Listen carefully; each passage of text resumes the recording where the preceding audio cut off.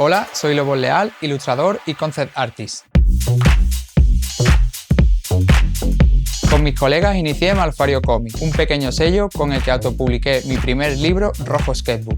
Además, a través del estudio Illusorium, he trabajado en el desarrollo de la serie Sky Children on the Light y participado en revistas de ilustración como Character Design.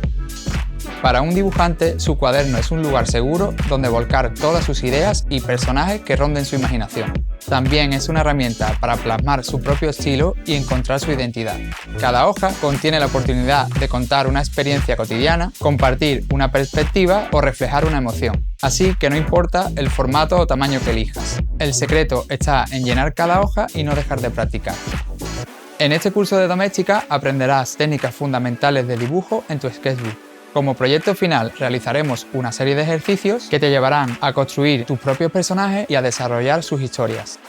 Para empezar, veremos diferentes opciones de cuadernos y herramientas. Una vez que encuentres tu trazo personal, te enseñaré la escala de iconicidad y empezaremos a trabajar a partir de modelos. Abordaremos el dibujo desde fuera con formas y volúmenes básicos y desde dentro con líneas internas y línea de acción. Te explicaré conceptos de composición para crear escenarios y a convertir objetos en recursos personales. Usaremos los personajes dibujados para construir una carta de altura y jugaremos con la deformación. Por último, interpretaremos siluetas en las nubes para entrenar la imaginación y escribiremos una historia a partir de los bocetos. El objetivo es que al terminar las lecciones estés preparado para dibujar lo que te propongas. Da rienda suelta a tu imaginación y encuentra tu estilo de forma natural.